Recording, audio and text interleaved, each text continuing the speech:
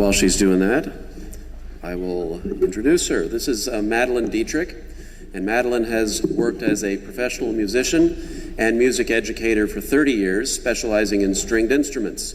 She received her Bachelor of Music from the University of North Texas, her Master of Music in Performance from Texas Christian University, and her Master of Music in Musicology and Master of Library and Information Science from the University of Wisconsin-Milwaukee. Kind of a masterful resume. Madeline is primarily a jazz bassist, but also enjoys hacking away at the fiddle and mandolin. She recently began her career in music librarianship and holds the position of Dean, is that right? Dean Composer's Room Supervisor at Old Dominion University in Norfolk. She's going to be presenting a case study entitled Western Swing and the Examination of an Information Object, a Research Model. I was thinking there might be more like students. It's kind of partly the audience, but so some of this stuff, a lot of things in this presentation you already know. And then you'll also notice if you picked up there we go.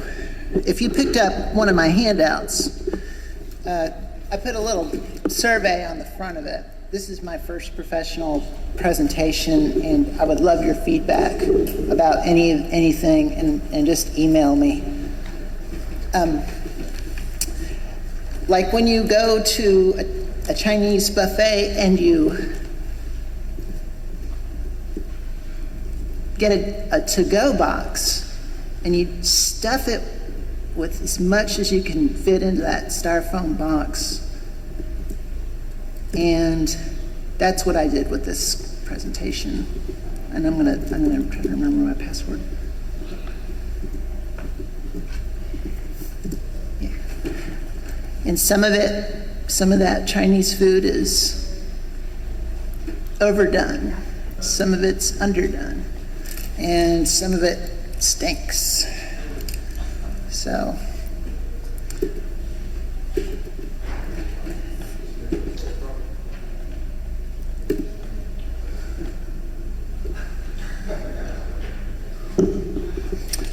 So what do I do at this point?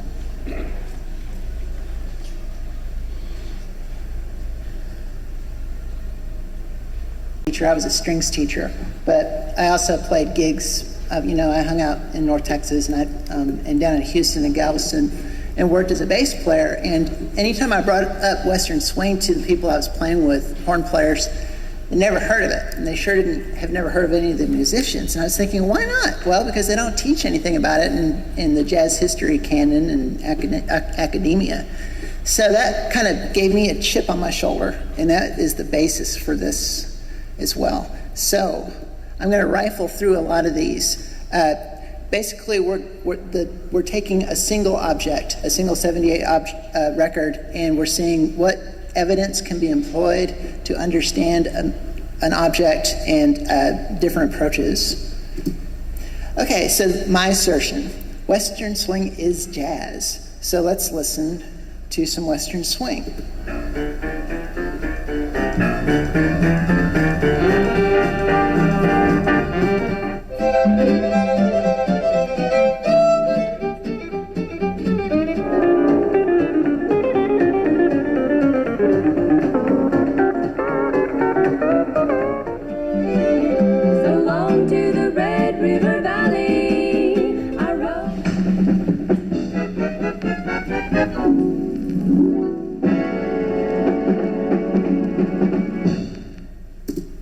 Okay, and we're going to compare that with jazz. So here's some jazz.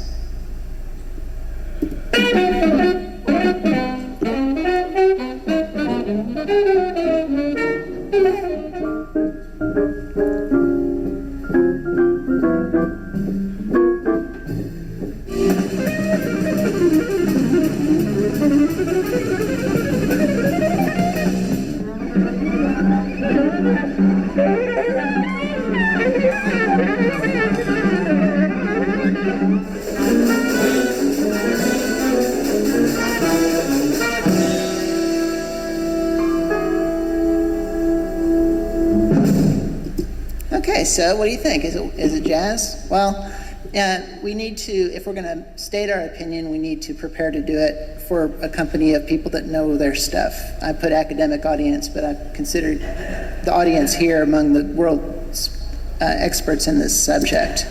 Okay, so you do a literature review, find out what's been written, familiarize yourself with current and past discussions. What are the authorities? Identify the authorities. If we say Western swing is jazz, then we got to think, what do the authorities consider jazz? What does this word really mean? The Grove Dictionary says it's a tradition, a music tradition. It's a creative process involving improvisation, and it's a style of music, syncopation, and these other things. Writers often portray jazz as a narrative progress, but tracing lines of evolution and innovation reveals only part of a story much broader in scope. As an object of study, jazz is a volatile subject. Its identity can't be isolated or delimited. It refers to an extended family of genres. Varying functions of jazz have made it difficult to perceive as a unified entity, and the subject of race has generated heated debate. So invoking the word jazz leads to many possible paths of discussion, and for my purpose, we need to narrow it down. So we go back and look for some more information about these things. One authority we can conduct is the Library of Congress. Authority headings, they're the ones that decide what everything gets classified as. They put words that describe what this stuff is.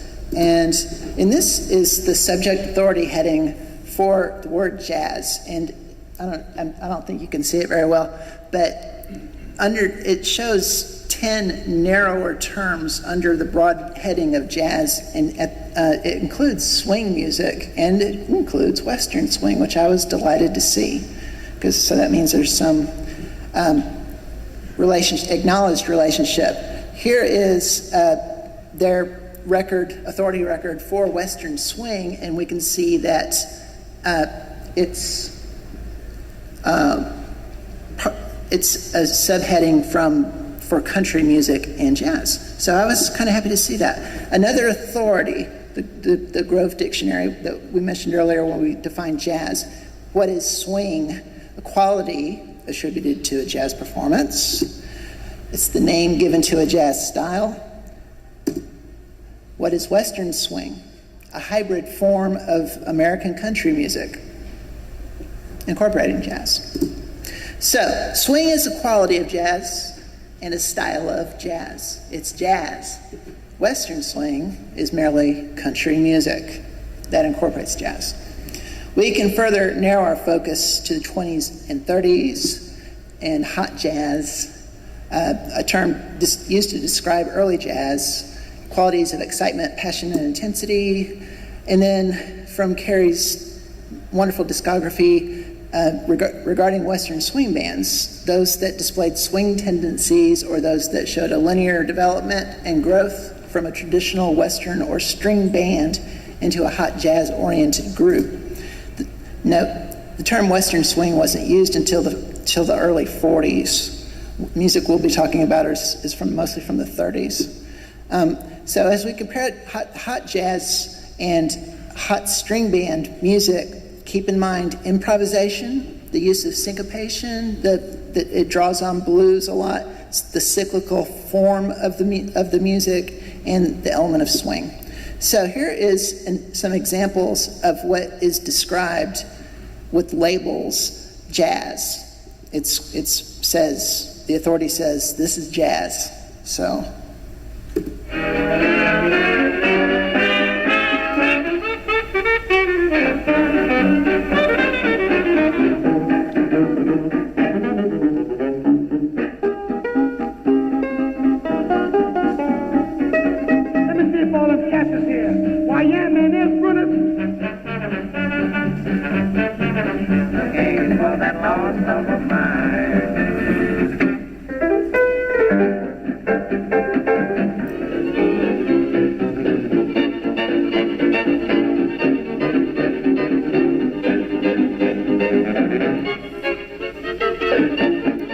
I specifically put Joe Venuti in there. He's the one of two violinists that most jazz people have ever heard of, the other being Stefan Grappelli. They never have heard of Stuff Smith, who, yes, I mean, there's a lot of them. And the violinist we'll be looking at, Cecil Brower, is said to have been highly influenced by Joe Venuti, and I think you'll agree when we look at that. Here's some examples of what would be later termed Western swing, and none of the Library of Congress bibliographic records, or I'm sorry, I should say the OCLC records that I uncovered for these things, the word jazz was never in the subject description. It was Western swing, country music, honky-tonk music, and string band.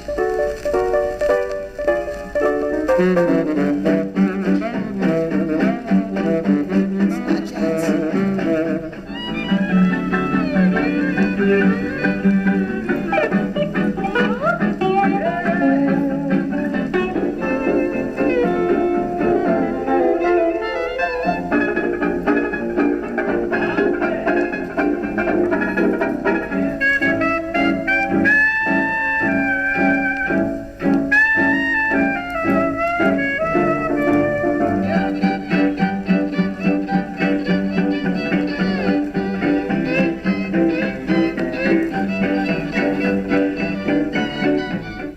So when we make these comparisons, if we're comparing two different kinds of music, we need to find examples that share traits that are similar to give us a basis of comparison, and then we can identify what the differences are. And so we're looking at how the different bands may have arranged a tune, what's the instrumentation in the ensembles, how did the ensemble interact with one another, and the individual solos, the jazz improvisation involved. So common traits, more specifically, if I'm going to choose, for comparison, do I want to find two pieces that have the same form? Do I want to have two bands playing the same song? Or do I want to listen to solos that have essentially the same chord changes, like rhythm changes or something? So how many examples are necessary for an effective comparison? I don't know. Select something that you acknowledge by the experts as being an example of whatever it is that you're discussing. I identified a known performer of hot string band music, Milton Brown and his Musical Brownies. From this performance repertory of this guy, I selected a song I already knew ahead of time was considered a jazz standard, Who's Sorry Now? So we look, and now we've selected an information object, and this is a Decca record released in 1935. The content and the carrier, the content is the audio data that's stored in the grooves, and the carrier is the vinyl disc itself. So the carrier is a visual, something we can inspect visually. So we look at the label. What's on the label? Record company, the title, performers, description here says string band with singing. It's a single object created by multiple contributors, entities that were already in existence. It documents the 3 minutes when these entities occupied the same time and space in the recording studio. It's a document of a 3-minute encounter that is unique and will never happen again.